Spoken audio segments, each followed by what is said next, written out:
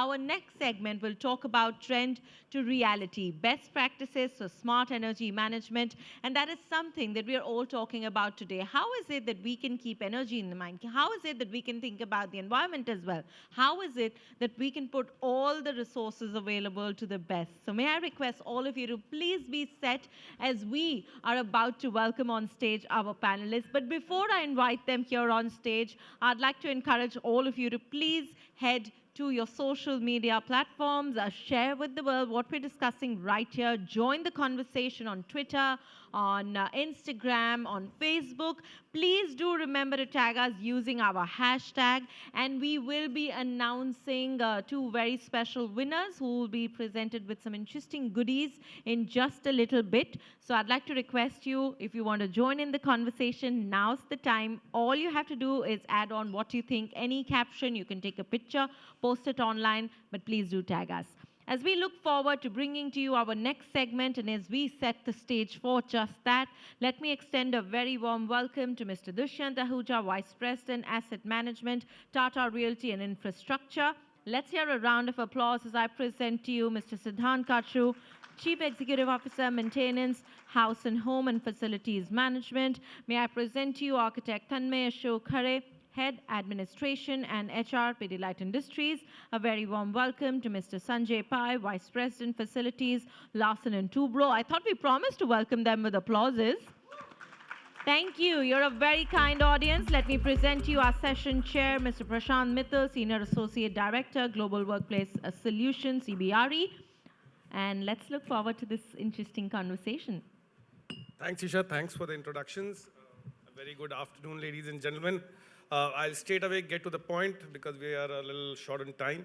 So the most important fact that I came through when I was doing the research for this topic was that any panel discussion which is held within 30 minutes of lunch being served has a very deep sleep-inducing effect on the audience. So if you guys sleep or doze off, not your fault. We, the panelists, will take the, will be guilty as charged.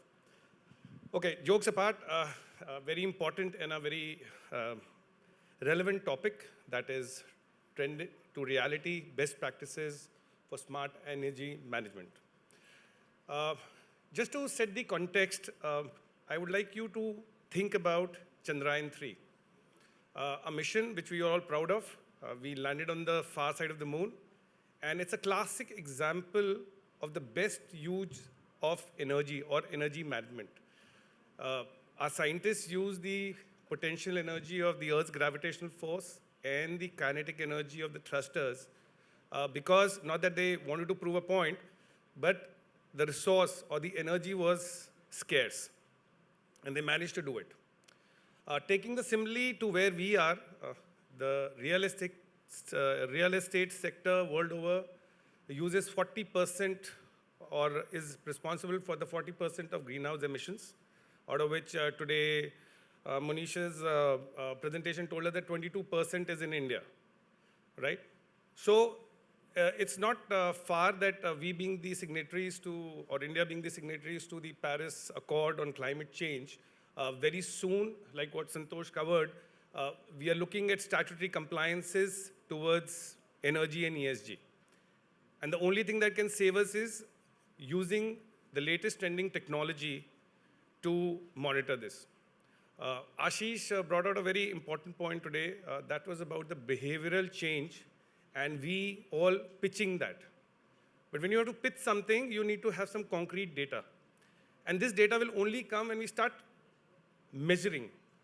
And today, one of the biggest gaps that we have is about our energy management measures. Though we have a lot of tools like Internet of Things, we have smart BMSs, we have HVAC monitoring systems. But the fact is, where is that data going? So that also brings us to the thing that we would have to analyze this data and make sure that the energy management is taken care of. So without further ado, I would now pose questions to my distinguished panelists with the great experience in the field to help us know what best we can do for smart energy management. So I'll start with Dushyant from the far side. Dushyant, in your experience, what do you think are the latest trending technologies, tools, or things that can be, introduced or are being used today for energy management. Thanks, Prashant. So, if we look at the latest trending technologies right now, I mean, things that come to mind IoT, artificial intelligence, machine learning, and all these are really buzzwords. But what will really make the difference to the ground reality is measuring everything that we have. Because I am a firm believer that if you can't measure it, you can't improve it. So the first thing that you need to measure is your energy. So energy meters are the most basic things that you need to put across all your assets. So for your chillers, for your pumps, for your cooling towers, everything needs to be metered separately. And that's where you start off with the journey. But of course, newer technologies, IoT, AI, ML are coming up. And that is the future around. Right. Dr. Pai, if you remember, during our discussions before this, you had talked about a certain tool being developed at L&T, which is being used. Could you just throw some light on that? Luckily, from the organizational level, we are working on sustainability technology quite early, before the mandate came into effect. From the regional wise, from the FM perspective, we were lucky because this business tower was always called as a smart tower. So we, in-house, we still have 3 companies who are into IT. So we have an in-house app which was developed and servicing 24 verticals of services related to FM. So the first ticket area, what we thought about was energy, which was, outgo was quite huge on that. So like my counter fellow said, monitoring is very important, and after that analyzing if there is some gaps which can be filled in. Of course, everything jargon goes here and there.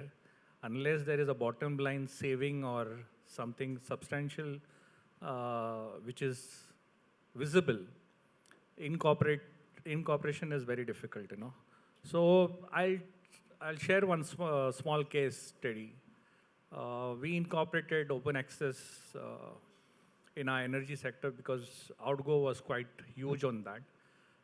Let me tell you, in 11 months, we are now on an average of almost 72% flowing in from alternate energy, and quite saving of almost, if I tell you in figures, it's somewhere around 4.5, 5 crores. So, of course, open access is not, it is with some riders. Currently, it is people with consumption of 1 megawatt. Down the line in 22, Ministry of Power has said that 100 kb will be eligible to incorporate that. But the state has yet to incorporate the notification which is already sanctioned in 22. So down the line, I'm saying by incorporating that, you are diminishing the civil load on your terrace, maintenance and other things, and you are eligible to buy solar, wind, or any other alternative energy which is flowing in. Right, sir. Siddhant, coming to you, you specialize in research, in this field of energy management system. So could you just throw some light on what are the latest trends that would come up in future, or how IoT or artificial intelligence, is there some any concrete tools that are coming in, and how can we utilize them? So as of now, we are sort of using multiple systems when we operate infrastructure for multiple municipalities, mostly government clients, where we're using already existing technologies, really. So this is simply, street lights being activated at the right time, lighting sensors being installed in those places, and those are all coordinating with each other, command control module systems being installed. So this is just good use of existing technology, which is helping us to give end municipalities a good result. In terms of up and coming technologies for energy management, I think remote sensing should play a good role going forward, because that is how buildings will be able to save more of energy going forward. Right. And I also think incorporation of design. So something which I read about is light harvesting. You know, in design concept only, you design your office in such a way that if there's sunshine, there is no lighting, and that's where I think Yeah, you know we correct. can. Even all the way from the retail design going on to actual equipment purchases at facilities, as long as buildings are designed well, they will use lesser energy. As long as we are able to use more of light, more directional light in day, you will have lesser bills for lighting. As long as buildings are insulated very well, you will have lesser load of HVAC. As long as HVAC systems are designed well, you will have lesser load of HVAC as well. So of course, everything is in the design, and then execution becomes everything once everything is installed. Right. Tanmay, we've heard about, you know, Just to tell you, yes, sorry. the biggest example of light electricity is T2, which was built by L&T. So it was worked on that concept of saving of energy and using of natural light.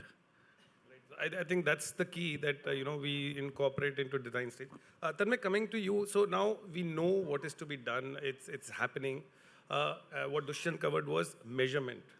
Now, how do you think that this measurement can be used with big data or data analytics, and what would come out of it, which would help us to have better systems coming in? See, first and foremost is we got it right. The planning stage is where we intend to push our brains more. Because if the planning is right, there will be less machine interference. Yeah, because mark this is very important. The more the machine interference, the more is the consumption. Yeah, so on those plans, if you have a better planning at the initial stage, wherein you said a concept called sunlight harvesting. Yeah, very less people do it. I keep saying this always, we have a bad habit of following the West. You see the glass facades, they are logically not for us precisely. And then comes the cost-cutting parameters. So there, then you go in for double skin, glass facades, your HVAC loads are increased, you need insulation, and so on and so forth. Now, when it comes on data, we recently had a BMS POC run for one of our premises, 1.5 lakh square feet standalone building. And it was a reciprocation of the existing infrastructure that we had, wherein we clearly had few critical points which were a sort of eye-opener for us. First is pure planning. Yeah, and that is where we generally, intentionally, unintentionally, we go wrong. So right from your facades to how you plan your workstations or the seating systems across, the minimal number of cabins or the vertical barriers that you create, the more the light restriction, the more the early usage of light. You know, so generally our premises are up by 7:38. So our housekeeping staff, they are generally by 7:15. And from there itself, the entire floor is illuminated, which is logically not the requirement. So there was the data which clearly gave us the insights. Certain areas we intend to have sensors which are mandatory. Yeah, so precisely for our parkings, for our common areas, for our conference rooms, we are now having a better management in terms of the lighting system, in terms of the HVACs, also not forgetting the indoor air quality, because we intend to have a better indoor quality, and that is where we are also struggling. Even I'm not sure what is the air quality that we are into right now, but it plays a very, very important role in terms of the performance of the employees. So when it comes on data analytics, it is first of all the fear that we should keep aside, because we generally have a fear on audits. So audit is a perspective which has given us a more confidence to face the facts and not the faults. Right. Yeah. So that's there to keep the fear away. Start measuring. Of course, before the compliance is set in. So, Dushyant, your thought process on how stringent should the regulation be? So currently, the energy management falls under self-regulation. But what are your thoughts? Should we go into stringent regulation, and if so, what timeframes are we looking at?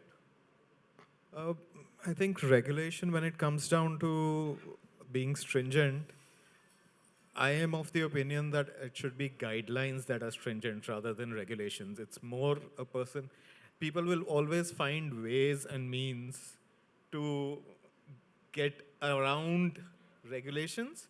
But if it's a guideline and people really understand what the effect is and what the advantage is, it'll help. So, I mean, I'm glad you mentioned that glass facades are not for India, because that's something that I need to educate my clients almost on a daily basis. I think one of the presentations today mentioned that green buildings have a savings of over 20%. And the fact is, a well-designed green building can have savings of over 40%. And I have proof of that.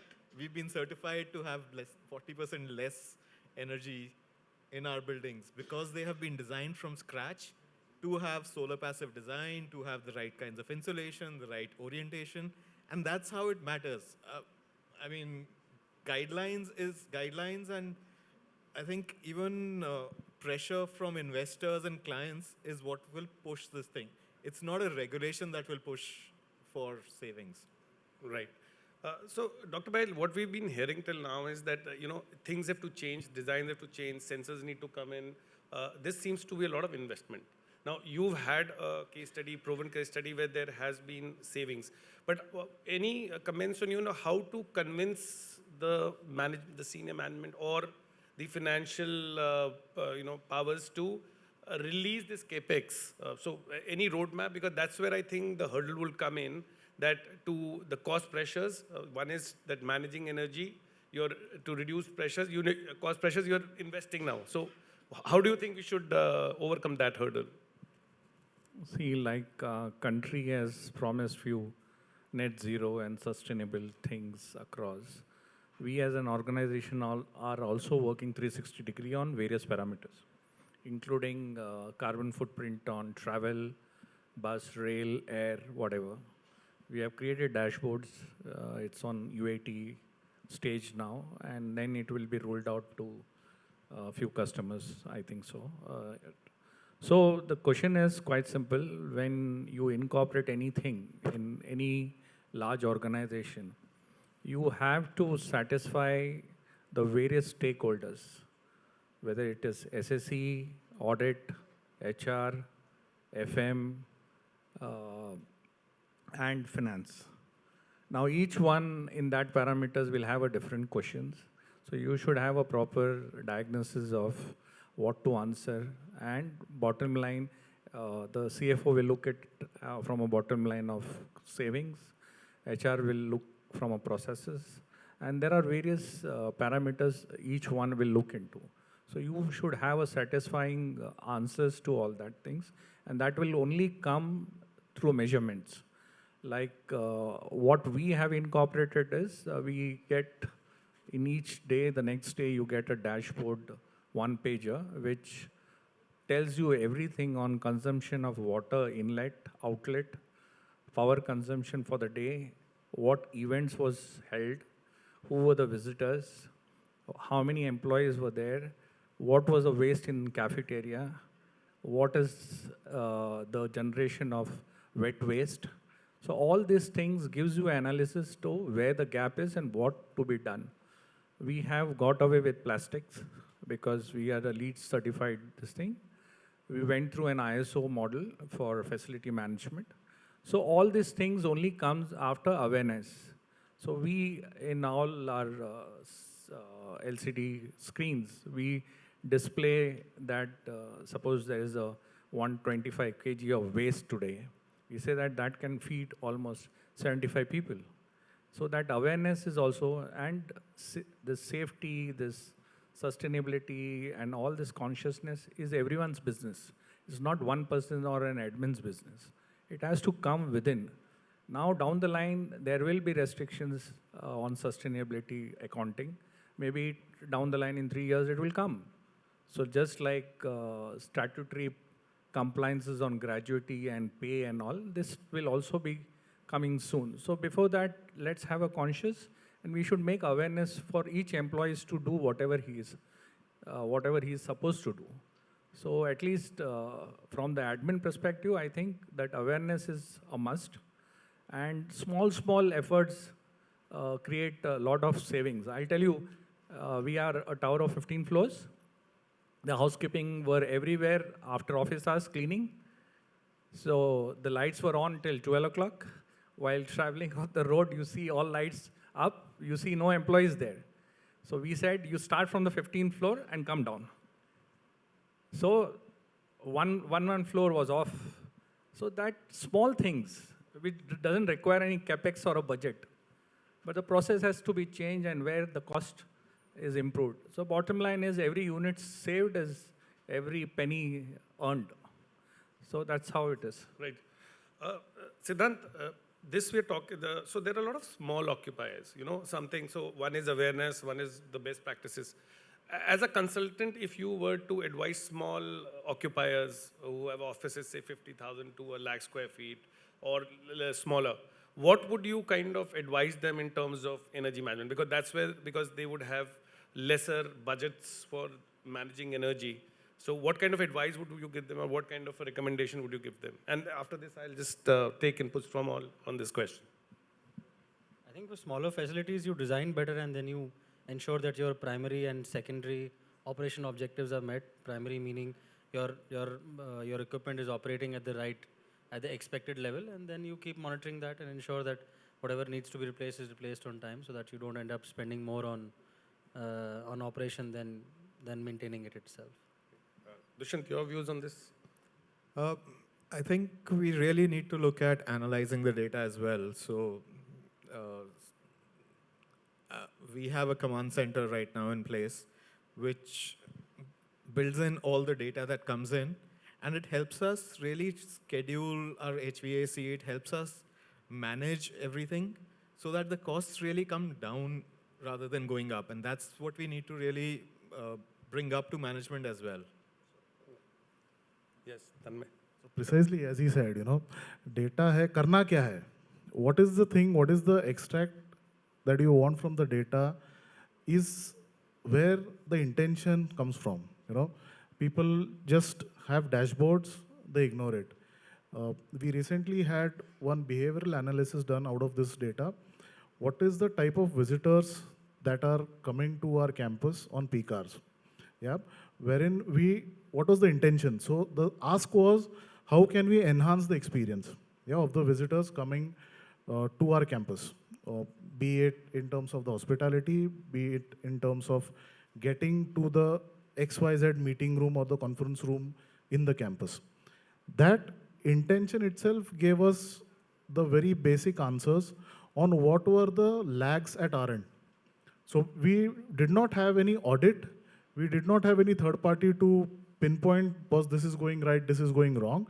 But it was precisely the intention of analyzing the data. So that right intention and an acceptability to change, because our biggest problem in life is hum log change jaldi digest nahi karte. It is something which is not my cup of tea types. But that intention and that ability to bring in that change, that is the crux, and that will solve. Right. So awareness, measuring, and managing change would come in. So now I know Isha we have got 2 minutes. So Isha, can we take some questions, or we'll have some time for questions after this? So 2 minutes. Any questions, please? I think there'll be only 2 questions. Yes, please.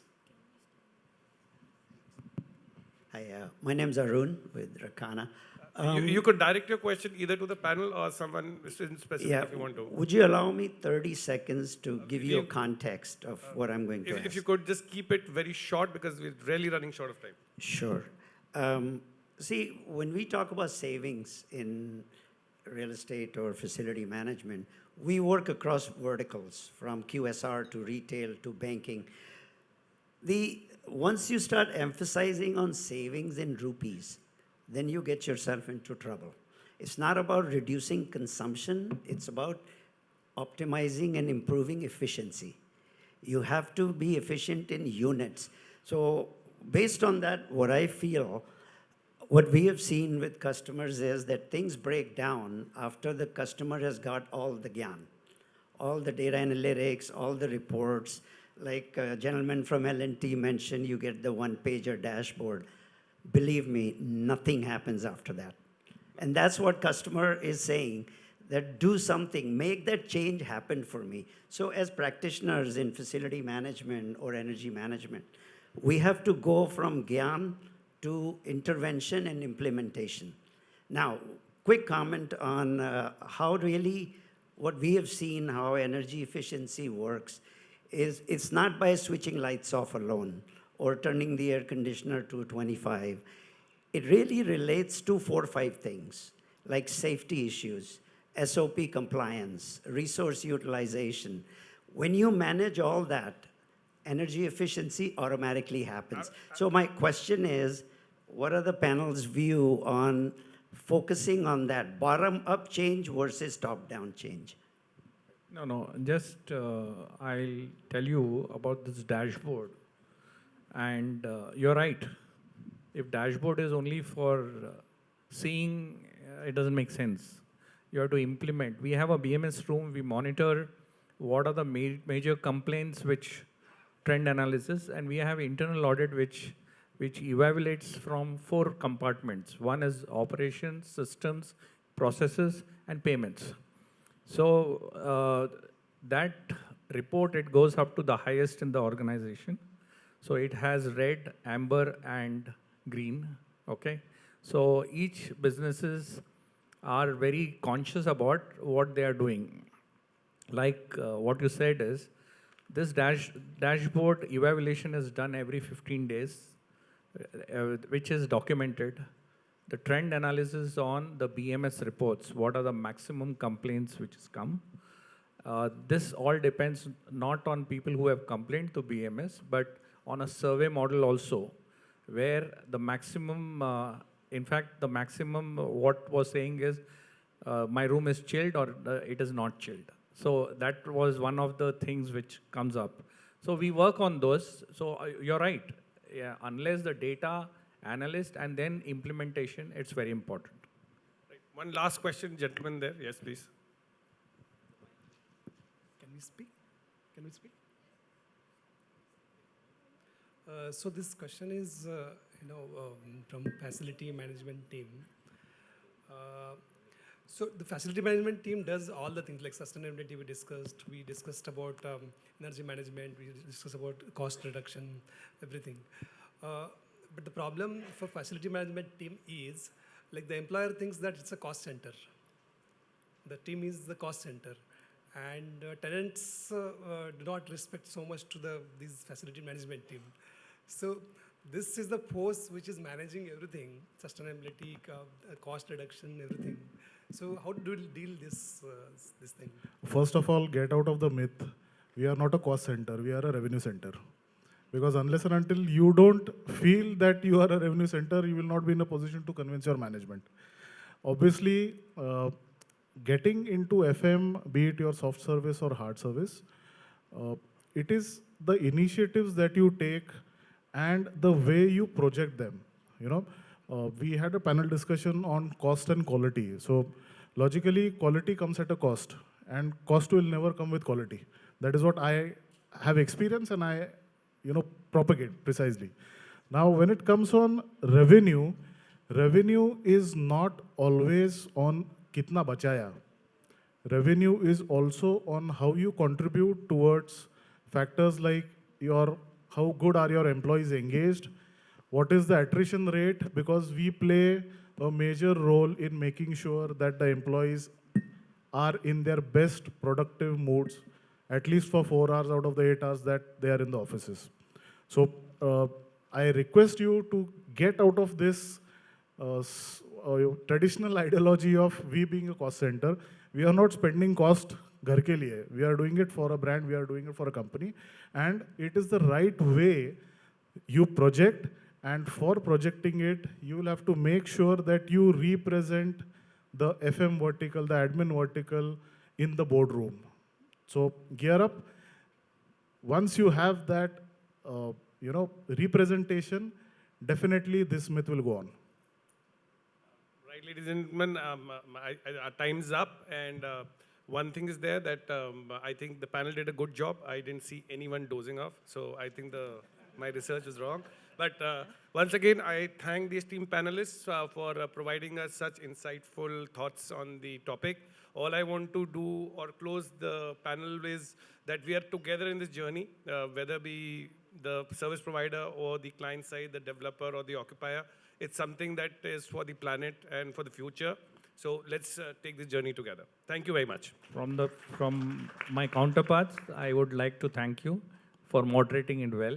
Thank you. Thank you so much, sir. Thank you, everyone. Thank you. Thank you so very much, Mr. Mittal, for bringing such fantastic thoughts together and also for adding all that wit and humor. A round of applause for him for moderating the session and, of course, for all our speakers for really putting together this very special panel discussion.